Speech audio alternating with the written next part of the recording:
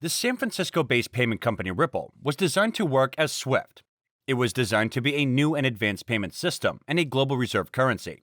These are the things that the XRP community has been listening to for a long time. But now, the time has come. With the ongoing situation in the world and with what Jerome Powell has said, we are going to see the massive adoption of the unique digital currency. Join us in today's video to find out about what the Fed chairman has said and how it will affect XRP.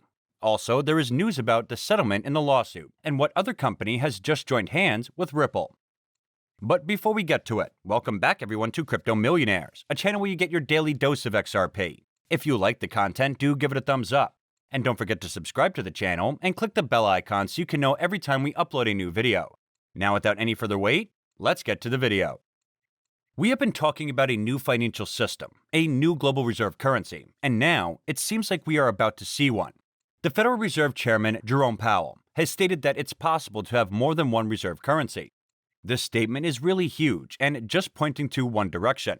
There is also an article by Finextra that says, Fed preps tiered system for evaluating fintech access to services. The article said, the Federal Reserve Board is seeking comment on a plan to introduce a tiered system for evaluating whether to grant access to its accounts and payment services. It was last May when the Fed issued guidelines for evaluating newly chartered fintechs requesting for accounts and payment services at Federal Reserve banks. Based on 6 principles, it sought to create a transparent and consistent set of factors when reviewing requests. Following a public conclusion, the Fed added a supplement that establishes a tiered system based on the level of risk a firm poses. Russia is also being banned from SWIFT, and it is moving toward a system that is even more efficient than SWIFT.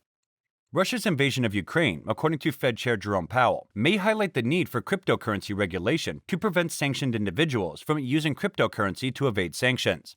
Responding to a question about whether Russia could use cryptocurrencies to bypass sanctions, he said that the current conflict underscores the need for congressional action to digital finance, including cryptocurrencies. We have this burgeoning industry, which has many parts to it, and there isn't in place the kind of regulatory framework that needs to be there. Previously, Chair Jerome Powell mentioned the possibility of the United States launching its own digital currency. During a hearing in September, Republican House Representative Ted Budd of North Carolina asked Powell if he would ban or limit cryptocurrencies like China, to which Powell replied he had no intention. The Federal Reserve is getting in favor of cryptocurrency and Ripple XRP more specifically. According to a 2017 Ripple article, after 2 years of work, the Federal Reserve released its Faster Payments Task Force's action plan for bringing faster payments to the United States, highlighting Ripple's ability to underpin the next generation of cross-border payments. Other than being Fed's favorite, XRP is also the most secure and stable cryptocurrency out there. After the lawsuit, it is also going to be the only fully regulated cryptocurrency. With Russia under sanctions and cut off from the SWIFT system, many crypto watchers have been discussing XRP's place in the banking world, as well as the legal saga of SEC versus Ripple. During an interview with Fox Business News, Ripple CEO Brad Garlinghouse discussed the status of the SEC versus Ripple Labs case. It had been a hectic few weeks of unsealed memos, and despite the ongoing war, the XRP community was eager to know if things were looking up for the contentious crypto asset. For his part, Garlinghouse expressed that he felt clarity was coming. He said, and so the case continues to move forward. We're expecting some decisions from the court, sooner rather than later, as it relates to the couple decisions before the court. But look, it's moved slowly. The executive also made a point of criticizing SEC Chair Gary Gensler's analogy of the crypto industry to the Wild West. On the topic of the Russia-Ukraine conflict and the issue of the sanctions, Garlinghouse claimed that some crypto critics lacked sufficient knowledge of how the technology worked, and were expecting a blanket ban in sanctioned countries. Furthermore, he stated that Ripple was a reasonable actor who was collaborating with the U.S. government. Despite what is happening in the surroundings, Ripple is still making progress continuously. Ripple has seen another advancement in the expansion of its on-demand liquidity or ODL services. It worked with one of Asia's leading cross-border payment firms. Ripple's ODL services are now available across its 25 payment corridors thanks to Tranglo, a cross-border payment hub.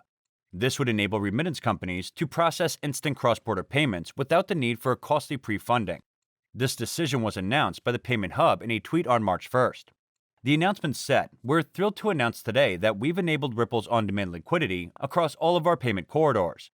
This comes after a successful pilot ODL deployment last September, which saw 250,000 transactions worth USD 48 million processed in 100 days.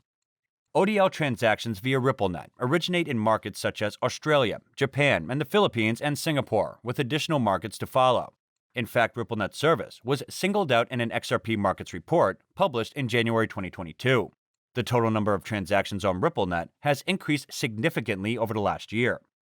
The San Francisco-based payment company has progressed so much in the last year, and we are going to see much more than that. The lawsuit that halted the progress of the currency is also about to end. According to recent documents shared by attorney Jeremy Hogan, a partner at the Hogan & Hogan law firm, the SEC and Ripple will hold a one-hour settlement conference 14 days after the close of fact discovery. If both parties reach an agreement, there is a chance that the case will be settled in April or May of this year, according to attorney Hogan. Judge Sarah Netburn has already seen all relevant case documents in camera, including emails related to Hinman's 2018 speech and Esterbrook's notes. The attorney said she knows exactly what is in the emails, etc. If I am correct that the SEC is the problem child here, that could make a big difference. A good mediator can really work miracles sometimes. Although the previous settlement reached between the two parties months ago did not result in a favorable outcome, the next one, scheduled to take place 14 days after the close of fact discovery, is expected to result in a favorable outcome for Ripple, given the amount of evidence against the agency. The XRP community-friendly attorney said, "Yes, a one-hour settlement discussion happened a couple of months ago. It didn't settle, which means that the next most likely settlement time would be at mediation, which would be hosted by the one and only Judge Netburn, who has seen all the documents in camera." With the amount of evidence seen by Judge Netburn, there is a huge possibility that the SEC could be convinced to enter in a mediation program, where the settlement could be discussed. This settlement will bring a lot of opportunities for Ripple and XRP, and the value is going to increase. According to FX Street experts, Ripple price action is risky for bulls as bears retake control heading into the weekend.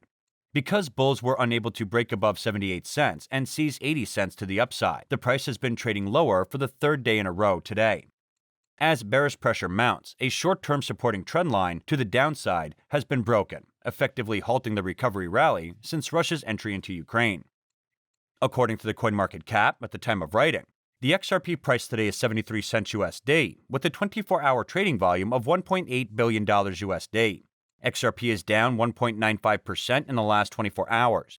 The current CoinMarketCap ranking is number 6, with a live market cap of $35 billion USD. It has a circulating supply of 47 billion XRP coins and a max supply of 100 billion XRP coins. So guys, this is it for today's video. I hope it could be a great help to you. What do you think about the adoption of Ripple and XRP by Russia? Share your views in the comments section down below. Don't forget to click the bell icon, and thanks for watching.